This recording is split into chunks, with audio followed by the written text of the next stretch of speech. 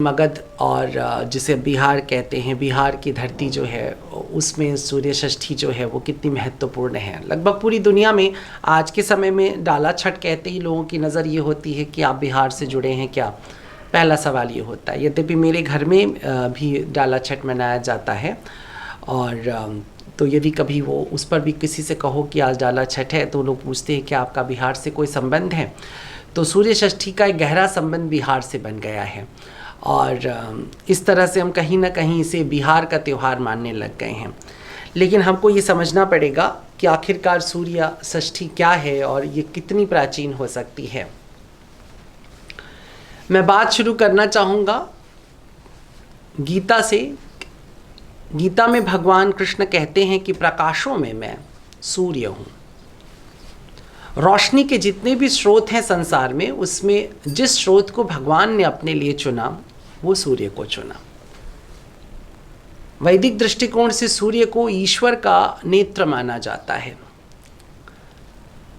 पौराणिक दृष्टिकोण से सूर्य को प्रत्यक्ष ईश्वर माना जाता है। हमें और कोई ईश्वर नहीं दिखता है, कोई देवता नहीं दिखता है, लेकिन एक देवता है जो हमें प्रत्यक्ष दिखाई देता है, वो है सूर्य। दूसरा चंद्रमा, लेकिन मूल रूप से सूर्य हमारे सामने प्रत्यक्ष होता है। सूर्य की वैज्ञानिक आवश्यकता, उसकी भौतिक आवश्यकताएं कितनी हैं ये तो सबको पता है, सबके सामने है वो। लेकिन सूर्य आध्यात्मिक रूप से कितना महत्वपूर्ण है, इसको जानने के लिए हमें पूरी दुनिया के धर्म और विशेष करके भारत के धर्म पर अपनी दृष्टि जमानी होगी। जैसा श्रीकांत जी ने भी थोड़ी देर पहले कहा कि मिस्र में, यूनान में, यूरोप में, यहाँ तक कि पुराने अमेरिका और अफ्रीका में हर जगह सूर्य की उपासना दिखाई देती है। ये बहुत स्वाभाविक है। जितने लोगों ने वैज्ञानिक खोजें की हैं आज तक, उन सब का ये मानना है कि दुनिया में सबसे पहले जिसको देवता मानकर पूजा शुरू की गई होगी वो निसंदेह सूर्य रहा होगा। मिस्र में एक बड़ी सुंदर कविता एक्लेटन नाम के एक बहुत बड़े फरौन ने लिखी थी, जिसमें उसने सूर्य को ईश्वर बताते हुए कहा था कि सूर्य तुम ही प्रत्यक्ष ईश्वर हो, क्योंकि तुम्हारे होने से ही ये सृष्टि जागती है, तुम्हारे होने से फूल खिलते हैं, तुम्हारे होने से चिड़िया चहकती है, तुम्हारे होने से नदी में चमक आती है, तुम्हारे होने से खेत में बालियाँ पकती हैं, तुम्हारे होने से हम और तुम, हम और सारा समाज जो है वो जीवित होता है, वो सांस लेता है। भारत में सूर्य बहुत महत्वपूर्ण है। भारत में जिसको हम हिंदू कहते हैं या स्मार्त कहते हैं, उनमें मूल रूप से यूं तो बहुत सारे उसमें मत हैं और बहुत सारे पंथ हैं, लेकिन उनमें 5 महत्वपूर्ण पंथ हैं, जिनमें सौर, गाणपत्य, शैव, वैष्णव और शाक्य। ये 5 जो हैं वो सबसे महत्वपूर्ण पंथ हैं। शाक्य परंपरा या शाक्य पंथ, जिसमें कि महामाया को, शक्ति को मूल मान करके सारी सृष्टि और सभी देवताओं को उनके आसपास चलायमान किया जाता है, घुमाया जाता है, केंद्र में शक्ति होती है। वैष्णव परंपरा में विष्णु या विष्णु के अन्य अन्य रूप, उनको केंद्र में रख करके, और एक बात और कह दो कि शक्ति की जो परंपरा है, शाक्य परंपरा, उसमें तंत्र उसका मुख्य साधन है। दूसरी तरफ वैष्णव परंपरा है जिसका मुख्य साधन है भक्ति, जिसमें विष्णु को केंद्र में रख करके सारी धार्मिक विचार किए जाते हैं। शैव परंपरा तीसरी परंपरा है, जिसमें ज्ञान या तपस्या मुख्य हो जाती है और जिसके अंदर केंद्र में शिव होते हैं और परिधि पर शेष सारा धर्म की विवेचना होती है। इसी तरह से गाणपत्य धर्म जो है उसमें गणपति को केंद्र में रखते हैं और फिर उसके चारों तरफ सारे विचार बुने जाते हैं। और इसी प्रकार से सौर जो है उसमें सूर्य केंद्र में होता है और उसके चारों तरफ तमाम धार्मिक विचार होते हैं। सूर्य की उपासना के अंदर सबसे बड़ी बात यह है, अगर हम क्षेत्र के हिसाब से भी बांट के देखते हैं तो शैव धर्म का जो उदय है या शैव विचार का जो उदय है वो उत्तर से शुरू होता है, हिमालय और उसके आसपास से, ठीक, यानी तपस्या का धर्म। ठीक उसके विपरीत, तपस्या के विपरीत जो दूसरा धर्म है या विचार है वो है भक्ति का। तपस्या कठोर होती है, भक्ति सहज होती है। तपस्या करने के लिए आपको त्याग की आवश्यकता होती है, भक्ति करने के लिए आपको छोटी छोटी चीज़ों को जुटाना पड़ता है, एकत्रित करना पड़ता है। तपस्या में एक ऊंचाई होती है, एक विराटता होती है और एक कठोरता भी होती है जो आपको हिमालय पर्वत में जैसी दिखाई देती है, विराट, स्फटिक, शीतल और रूखा सूखा भी। वहीं भक्ति के अंदर एक कोमलता होती है, एक मौज होती है, एक लहर होती है, एक गहराई होती है जो आपको दक्षिण में दिखाई देती है। तो भारत में दक्षिण भारत जिसको हम कहते हैं, वहां से वैष्णव परंपरा या भक्ति की परंपरा उठती है, और उत्तर भारत जो है वहां से ज्ञान की परंपरा, तपस्या की परंपरा, साधना की परंपरा उठती है। और उत्तर और पूर्व के बीच में जो स्थान है, जैसे आसाम है और बंगाल के कुछ किनारे हैं, वहां से शाक्य परंपरा, तंत्र की परंपरा निकलती है। पश्चिम की ओर ज्ञान की परंपरा, अध्ययन की, स्वाध्याय की परंपरा आती है, जहां पर गाणपत्य धर्म होता है, सौराष्ट्र पूरा, महाराष्ट्र और गुजरात। मगर पूर्व में जहां पे बिहार है, पूर्व जहां से सूर्य निकलता है, वहां पर भारत का सबसे प्राचीन धार्मिक दर्शन जन्म लेता है। वह है सौर पूजा का, सूर्य की आराधना का। तो यदि मैं कुछ इस तरह से कहूं कि भारत में धर्म का उदय बिहार की धरती से होता है तो कोई अतिशयोक्ति नहीं होगी। भारत का जो मौलिक धर्म है, भारत धर्म की जो समझ पाता है, वो बिहार के किसी क्षेत्र से पाता है, किसी केंद्र से पाता है। और बिहार की ये विशिष्टता, क्योंकि धर्म सबसे बड़ी क्रांति है, इसको याद रखिएगा, उससे बड़ी कोई क्रांति नहीं हुई है। उसका बीज एक ऐसा है, सूर्य जब आता है तो सारी क्रांतियां होती हैं। मैंने मार्ग बताते समय मैंने सूर्य का छोड़ दिया था कि जहाँ शैवों में तपस्या का मार्ग है, वैष्णव में भक्ति का मार्ग है, शाक्य में तंत्र का मार्ग है, गाणपत्य में अध्ययन और ज्ञान का मार्ग है, वैसे ही सूर्य के पास क्रांति का मार्ग है। जो सौर होगा, जो सूर्य का उपासक होगा, वह जन्मजात क्रांतिकारी होगा। सूर्य की उपासना करने वाला व्यक्ति वस्तुतः क्रांतिकारी होता है। मगध की धरती महान क्रांतिकारी धरती है और उसका विशेष कारण है उसका सूर्य से गहरा लगाव, सूर्य से गहरा संबंध।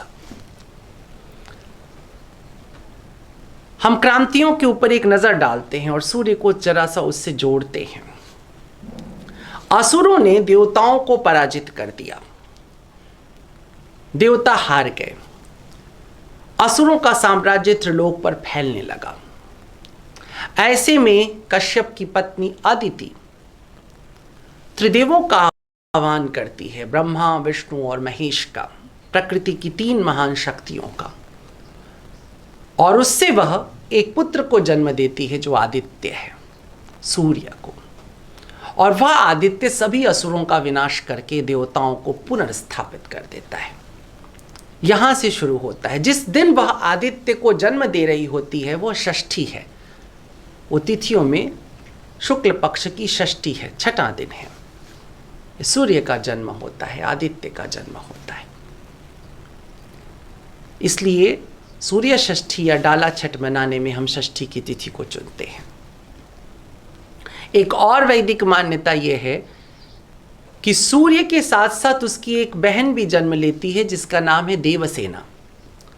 ये वैदिक देवसेना जो है, यही बिहार में छठी माता या षष्ठी माता कही जाती हैं। वो देवसेना का जन्म होता है। और देवसेना जो है वह इतनी प्रतापी है, इतनी कृपालु है कि उसकी अनुकंपा से कुछ भी प्राप्त किया जा सकता है।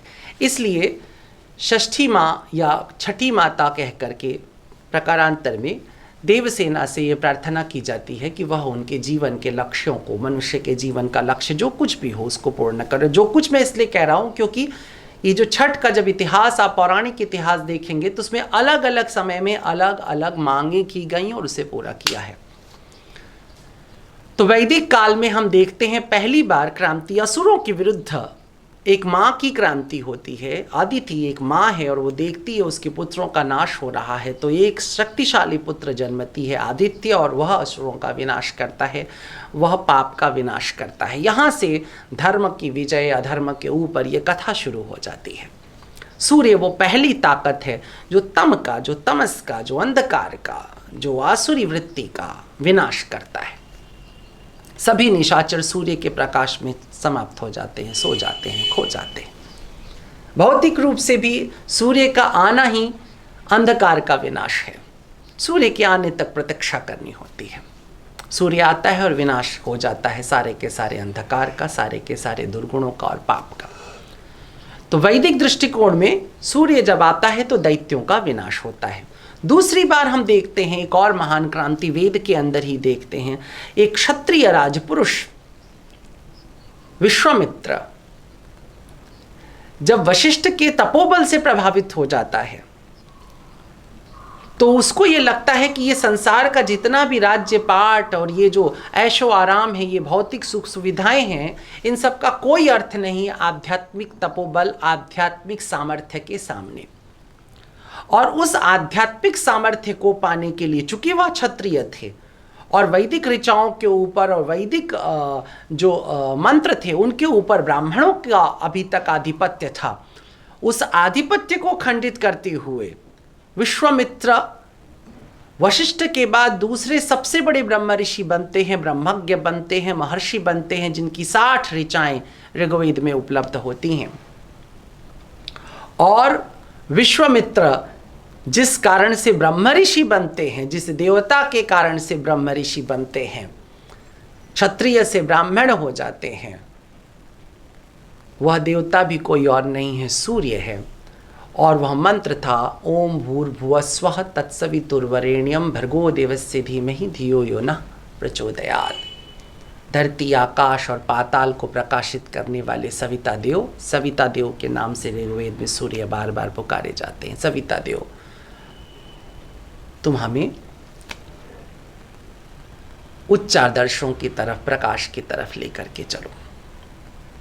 ये एक ऐसा मंत्र विश्वामित्र का, जन्मना क्षत्रिय का यह मंत्र है जो हर एक ब्राह्मण को ब्राह्मण बनाता है। वो जब द्विज होता है तो इसी मंत्र से सूर्य का प्रताप, यह मैं बताने की चेष्टा यहाँ ये कर रहा हूँ कि सूर्य की क्रांति यह है कि वह तुम्हारी चेतना में इतना बड़ा परिवर्तन ला सकती, इतना बड़ा विस्तार ला सकती है। ये वैदिक क्रांतियों का समय है।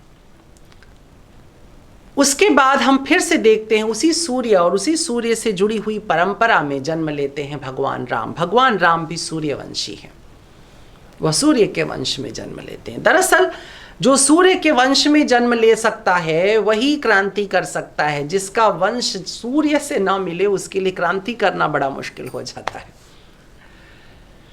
तो इसलिए भी भगवान सूर्य वंश चुनते हैं जन्म लेने के लिए, सूर्य से एक रिश्ता लेते हैं। और आप जरा देखिए कि भगवान राम जिनके प्रकाश से सनातन धर्म उत्तर से दक्षिण तक पहुंचता है, वो न केवल भारत बल्कि भारत के बाहर पूरी पृथ्वी को अपनी आभा में समेट लेता है।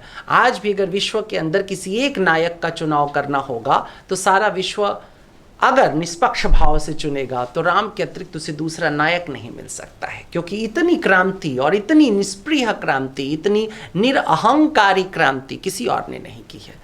राम की क्रांति की विशिष्टता यह है कि राम ने जो कुछ भी किया वह जनहित में किया, राम ने कुछ भी अपने हित में नहीं किया। यह सूर्य वंश का सबसे बड़ा प्रमाण है, क्योंकि सूर्य, जैसा अभी श्रीकांत जी बता रहे थे कि हीलियम है, हाइड्रोजन है, सूर्य अपने को प्रत्येक क्षण जलाता रहता है और कई कई लाख परमाणु बम के विस्फोट के बराबर विस्फोट करता रहता है, ताकि पृथ्वी पर थोड़े से फूल खिल सकें, कोई पारिजात झड़ सके, कोई गुलाब महक सके, कोई चिड़िया चहक सके। इसके लिए सूर्य अपने आप को निरंतर जलाता चला जाता है। देवत्व की या देवता होने का इससे बड़ा प्रमाण कोई और नहीं होता है।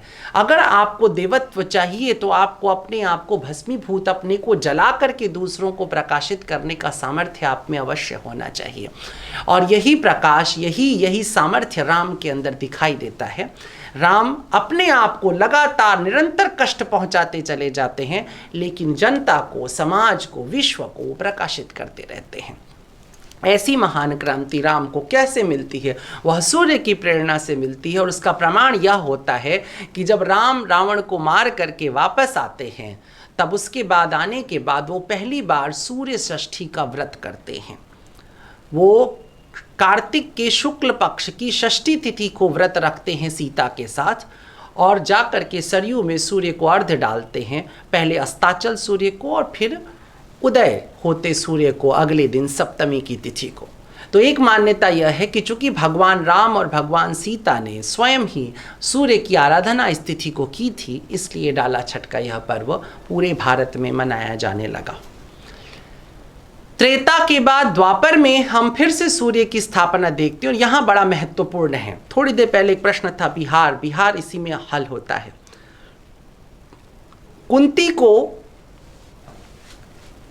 पहला पुत्र जो प्राप्त होता है वह सूर्य की कृपा से प्राप्त होता है। इसलिए जिन स्त्रियों को, जिन माताओं को पुत्र नहीं होता, उनके लिए पुत्र प्राप्त करने का एक माध्यम जो है वह सूर्य षष्ठी का व्रत है। और एक मान्यता है कि जिस दिन कुंती ने सूर्य का आवाहन किया था वह दिन षष्ठी का था।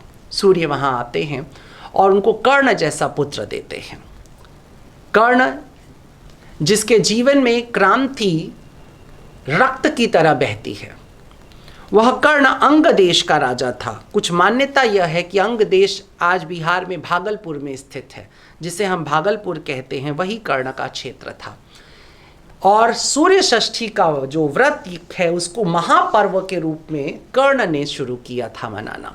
एक मान्यता यह भी है कि कर्ण ने उसको महापर्व का रूप दिया और मनाया गया। दूसरी कथा के अनुसार शांब जो है कृष्ण का, जो जिसे कुष्ठ हो जाता है, तो उसे कुष्ठ से मुक्ति दिलाने के लिए सूर्य षष्ठी का उसने व्रत किया, सूर्य की उपासना की और सूर्य की पूजा करके उसने मुक्ति पाई उस रोग से। तो रोग मुक्ति के लिए भी सूर्य षष्ठी आ गई। लेकिन कर्ण बड़ा रोचक मुझे लगता है, जो सूर्य का पुत्र था, और उसने निसंदेह अपने पिता के लिए, अपने पिता की प्रतिष्ठा के लिए यदि इसको एक महापर्व में बदल दिया हो तो यह कोई बहुत बड़ी बात नहीं होगी। यद्यपि पौराणिक इतिहास जो है उसके प्रमाण भौतिक इतिहास में खोजना बड़ा मुश्किल होता है, लेकिन मान्यताओं पर धर्म जीवित है, मान्यताओं पर राष्ट्र जीवित होते हैं। राष्ट्र दलीलों पर और सबूतों पर कम जीते हैं, मान्यताओं पर अधिक जीते हैं। जो राष्ट्र अपनी मान्यताओं से विमुख हो जाता है उसका नाश हो जाता है।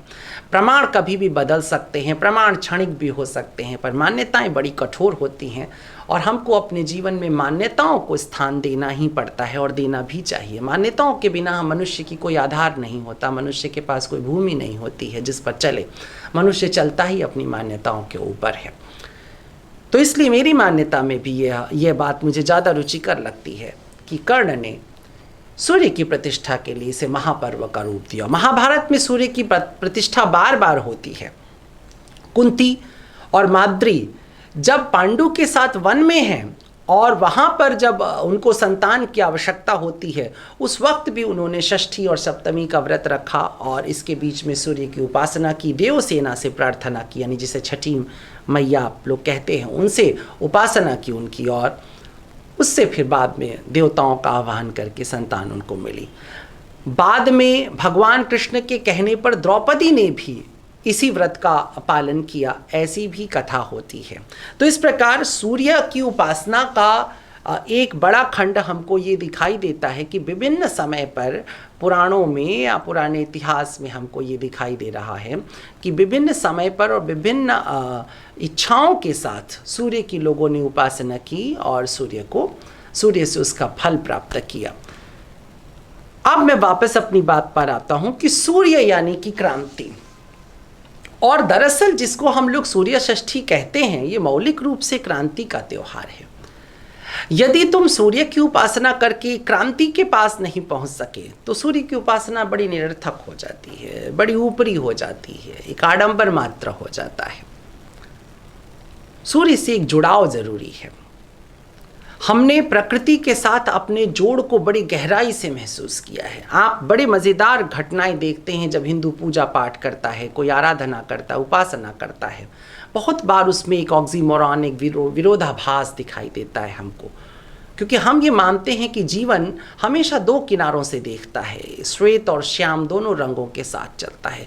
इस तिथि में, इस उपासना में भी आप एक बड़ा ही सुंदर दृश्य ये देखते हैं कि संसार के सबसे प्रदीप्त और सबसे ज्वलनशील जो हमको जो दिखाई देने वाला जो एक वस्तु कह लें भौतिक भाषा में, और नहीं तो जिस सूर्य को देवता हम मानते हैं, वो सबसे अधिक प्रकाशमान है, अग्नि से भरा हुआ है। उसकी उपासना हम जब करते हैं जा कर के, तो किसी बहती हुई नदी में, किसी तालाब में, यानी जल के किसी शीतल स्रोत के अंदर खड़े होकर के करते हैं। ये जो एक संबंध होता है, ये जो एक जुड़ाव होता है, क्रांति अगर शीतलता के साथ नहीं है, क्रांति के अंदर यदि विवेक नहीं है, क्रांति के अंदर यदि एक प्रवाह नहीं है, उसके अंदर यदि तृप्ति का भाव नहीं है, तो क्रांति केवल विद्रोह हो जाता है, क्रांति शायद आतंकवाद में बदल जाए। तो क्रांति करने के लिए बहुत आवश्यक है कि तुम्हारी दृष्टि तो अग्नि के ऊपर होनी चाहिए, तुम्हारी दृष्टि तो नए दिन के ऊपर होनी चाहिए, तुम्हारी दृष्टि तो प्रकाश के ऊपर होनी चाहिए, तुम्हारी दृष्टि तो किसी जलते हुए सूर्य के ऊपर होनी चाहिए, लेकिन तुम्हारे पांव किसी शीतल नदी के भीतर पड़े हुए होने चाहिए। तुम्हारे पांव के नीचे एक प्रवाह होना चाहिए, एक तृप्ति होनी चाहिए, तुम्हारे पांव के नीचे एक शीतलता होनी चाहिए। इसलिए जिन महान लोगों के बारे में, जैसे आपने तिलक महोदय की बात आपने की, तिलक महाराज की विशिष्टता यह है कि उनके मस्तिष्क में, उनके विचार में, उनकी देशना में अग्नि है, सूर्य की किरणें लपलपा करके उठती हैं, लेकिन उनके जीवन में, उनके चरित्र में, उनके आचरण में किसी शीतल तालाब के ठहराव है, उसकी तृप्ति है, उसकी शांति है, उसका जोड़ है। तो यह पर्व जब आप इसे मना रहे होते हैं, डाला छठ को जब आप मना रहे होते हैं, उस वक्त इस बात को आपको ध्यान रखना होगा कि हमें प्रकृति कई संदेश एक साथ देने की कोशिश करती है। हमारे सारे के सारे उत्सव, सारे के सारे त्योहार कई संदेशों को छुपा करके चलते हैं। डाला छठ एक ऐसा पर्व है बिहार के अंदर, आप सब वहाँ से हैं, कि जिसे न केवल हिंदू बल्कि मुसलमान भी मनाते हैं। यह भी कई प्रमाण है कि बहुत सारे मुसलमान मनाते हैं। यह केवल एक अकेला शायद ऐसा त्योहार होगा जिसमें न केवल सांस्कृतिक एका दिखाई देता है, बल्कि कहीं मजहबी सांप्रदायिक एकत्व भी पैदा हो जाता है। ये एक अद्भुत घटना है। यदि हम ठीक तरह से देखें तो भारत की पूरी संस्कृति, मिली जुली संस्कृति का अगर कोई एकमात्र पर्व उसका प्रचार कर सकता है या उसका उदाहरण बन सकता है तो ये सूर्य षष्ठी बन सकती है, क्योंकि इसको मनाने में जाति, लिंग, संप्रदाय सब चीज़ टूट जाती है। स्त्री भी छठी माँ को पूजने जा रही है, पुरुष भी जा रहा है, उसने भी डाला उठाया हुआ है, उसने भी डाला उठाया हुआ है, ब्राह्मण ने भी उठाया हुआ है, शूद्र ने भी उठाया हुआ है, धनिक भी उठाए हुए, गरीब भी उठाए हुए हैं, हिंदू भी उठाए हुए, मुसलमान भी उठाए हुए। ऐसा सुंदर पर्व, ऐसा जोड़, ऐसा सामंजस्यता, ऐसा कोई दूसरा पर्व नहीं है, कोई ऐसा दूसरा त्योहार नहीं है जो भारत में जो इस तरह से ऐसा रसीला होकर के दिखाई देता हो। शुभकामनाएं सभी पर्वों पे हम एक दूसरे को दे देते हैं। ईद पर दे देंगे, होली पर दे देंगे, दिवाली पर दे देंगे, बकरीद पर मनाते नहीं हैं, उसके रिचुअल में शामिल नहीं होते हैं। मगर ये बड़ी कमाल की बात है, ये बिहार की धरती का भी एक कमाल है कि वहाँ पर इतनी बड़ी क्रांति हो जाती है कि इस पर्व को मनाने के लिए वो लोग भी शामिल हो जाते हैं जिनके लिए किसी भी दूसरे मजहब के लिए झुकना उनके लिए गुनाह हो जाता है। इतना आकर्षण है इस पर्व का, ये एक अद्भुत सौंदर्य है। और इस सौंदर्य के पीछे शायद सूर्य की वो अभूतपूर्व कृपा हो सकती है, क्योंकि सूर्य का प्रकाश, सूर्य से जो कुछ भी प्राप्त होता है वो जाति, मजहब, लिंग, धन और निर्धनता सबसे भिन्न होकर के मिलता है। कौन है जिसे धूप नहीं चाहिए? कौन है जिसे सूर्य की धूप में पकी हुई अनाज की बालियां नहीं खानी है? कौन है जिसको सूर्य के प्रकाश का विटामिन डी नहीं लेना है? कौन है जिसे सूर्य के प्रकाश से हरे होते हुए पत्ते नहीं चाहिए? किसको सूर्य नहीं चाहिए? कौन है जो सूर्य से इनकार कर दे? कोई नहीं है जो सूर्य से इनकार कर सकता है।